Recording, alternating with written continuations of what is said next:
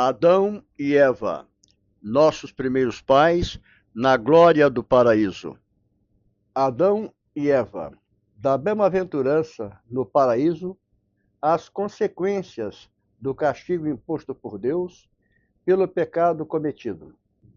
Hás de saber, porém, filho meu, que não só eram felizes em si mesmos, como também gozavam de plena paz e sossego no exterior, pois que os animais todos, ainda os mais selvagens e ferozes, obedeciam e obsequiavam-nos a seu modo. As árvores recreavam sua vista com sua frondosidade e verdor, e com os mais raros frutos regalavam seus apetites. As plantas ofereciam sãos e abundantes alimentos para seu sustento, e o fruto da árvore da vida preservava-os da velhice e da morte.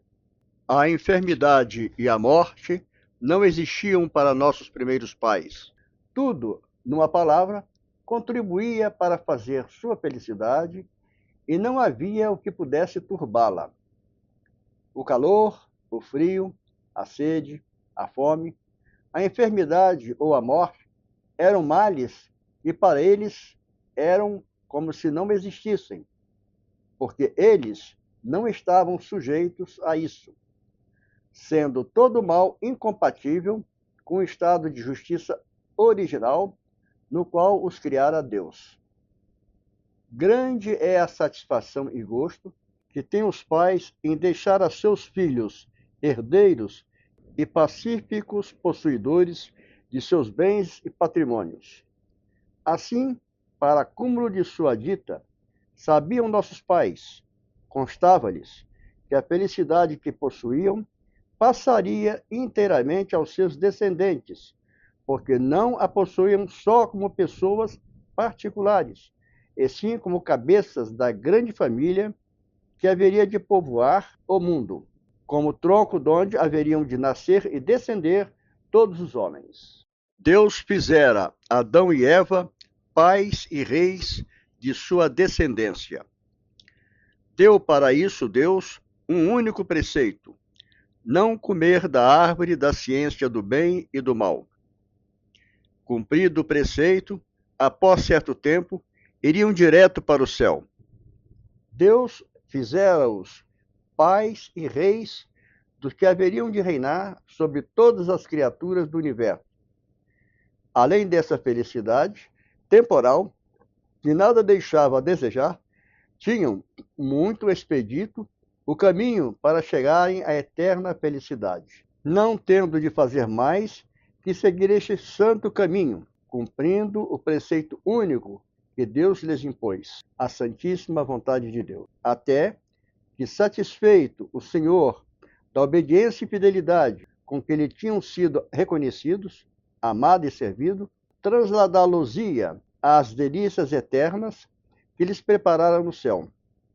Para isto, não precisavam passar pelas amarguras e angústias da morte, mas, sim, como quem se muda de uma pequena casa a um grande e riquíssimo palácio. Vês a rapidez e o brilho com que a águia se levanta da terra e se remonta aos ares?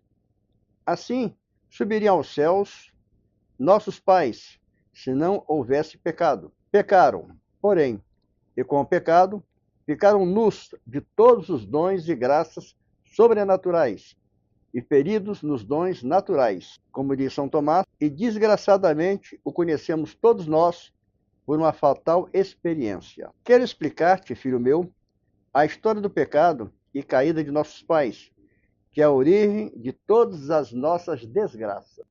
Os anjos antes e depois da prova. Lembrar-te-ás do que te dizia na lição passada, que Deus criara os anjos, que parte deles foram fiéis em servir e amar a Deus, e foram confirmados na graça. São os anjos bons.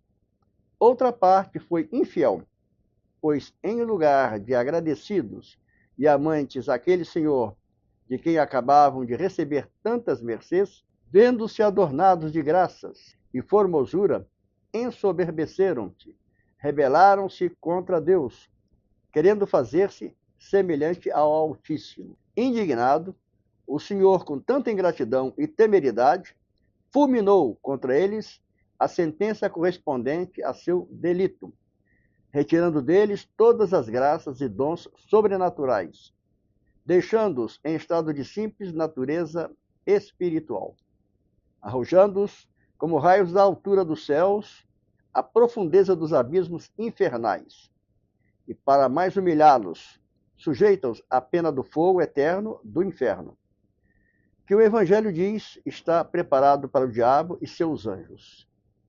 Muitos desses anjos maus andam pelos ares e pela terra, sem por isso deixarem de padecer as penas dos condenados, ocupando-se em tentar e provocar os homens ao pecado e à condenação por dois motivos. O primeiro, pelo ódio que tem a Deus, e por isso perseguem o homem, que sabem é a sua imagem e amam muito. Segundo, pela inveja que tem ao homem, pois sabem que foi criado e favorecido por Deus, que o quer tornar participante de sua felicidade celestial. Deus permite que façam tal, já para que sirvam, malgrado deles, à glória de Deus, com exercício dos bons, já também para que tenham os homens ocasião de merecer e dar provas de sua constância, valor e fidelidade. Ensaiou e principiou o demônio a cilada com nossos primeiros pais, e saiu como desejava. Esta tentação ensaiou e principiou o demônio no paraíso, com nossos pais, e para nossa desgraça, saiu como ele desejava, pois conseguiu fazê-los cair no laço que lhes preparara. Para isso, se valeu da serpente, tomando posse daquele réptil astuto. Eva, ociosa e movida pela curiosidade, afastou-se de seu esposo, percorreu o paraíso, admirando suas belezas e primores, e assim passeando, chegou só ao meio do paraíso, onde estava a árvore da ciência do bem e do mal. Ali a esperava o inimigo infernal para a fazer cair.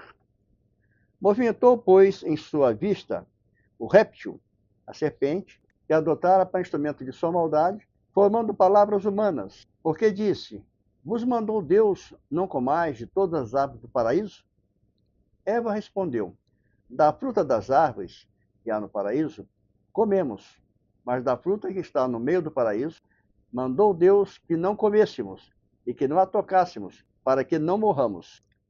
Adão e Eva caíram na trapaça do demônio, porque não deram ouvido ao preceito dado por Deus, mas deram ouvido a Satanás: sereis como deuses. Deus assim proibira efetivamente, para provar sua obediência, fidelidade e amor. Não, disse a serpente, de nenhuma maneira morrereis.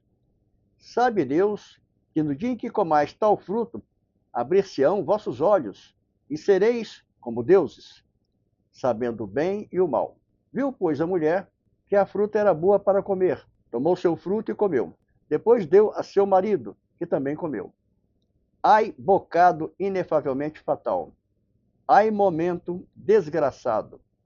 No mesmo instante, abriram-se seus olhos, não para serem sabedores do bem e do mal, como deuses, como lhes prometera o tentador, mas sim para verem o abismo de males em que sua desobediência os submergera. Adão e Eva, antes e depois. De homens angelicais, passaram de repente a homens carnais. Viram-se nus e envergonharam-se. Sentiam a rebelião da carne, e esta rebelião cobriu-os de embaraço e confusão.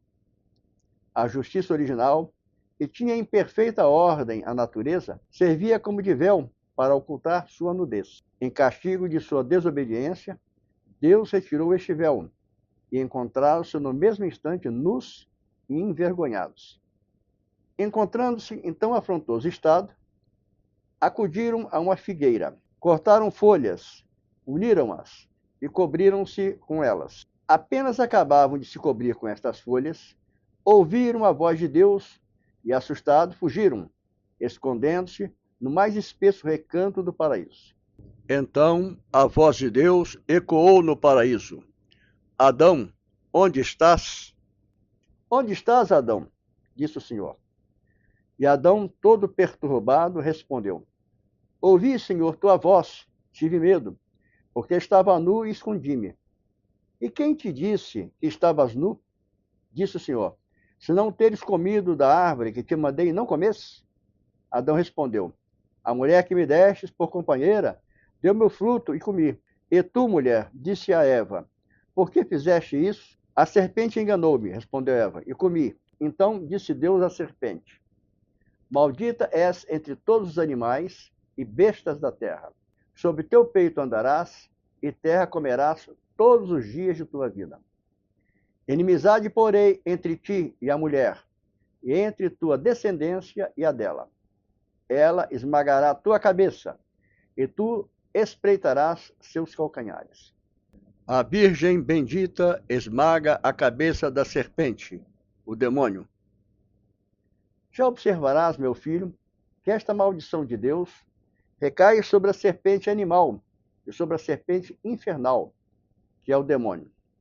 O animal ficou maldito por ter servido de instrumento ao demônio para fazer pecar nossos pais. Tanto aquela serpente como seus descendentes, sempre mais, levaram sobre esta maldição de Deus. Andam arrastando-se e são objeto de abominação, horror e espanto. A esse respeito, devo te advertir que o inimigo valeu-se da serpente porque não tinha outro homem para atentar ao homem. Agora, porém, que tem outros homens, vale-se de uns para colher os outros. Assim como o caçador vale-se de pássaros para caçar os de sua mesma espécie. Desgraçado, porém, daquele que servia de instrumento, o demônio, para caçar almas. Ai daqueles que dá escândalo. Deus se servirá da mesma arma para vencer o demônio. Satanás através de Eva, Deus através de Nossa Senhora, Mãe de Deus Filho. Afasta-te, meu filho, do escandaloso, como da presença da serpente. O demônio, principal agente desta queda, fica maldito de Deus pela segunda vez, sendo ameaçado da confusão e derrota que sofrerá com uma mulher, que será Maria, esmagando sua cabeça orgulhosa e soberba, e para sua maior confusão e vergonha, Deus valer-se-á das mesmas armas para o vencer. Ele se valeu da mulher, e Deus valeu-se de uma mulher chamada Maria. Aquela colheu o fruto da árvore e deu-o a Adão, perdendo-o. Maria colherá o fruto bendito de seu ventre, Jesus, da árvore da cruz, e nos dará para nossa salvação. Onde abundou a iniquidade, sobreabundou a graça.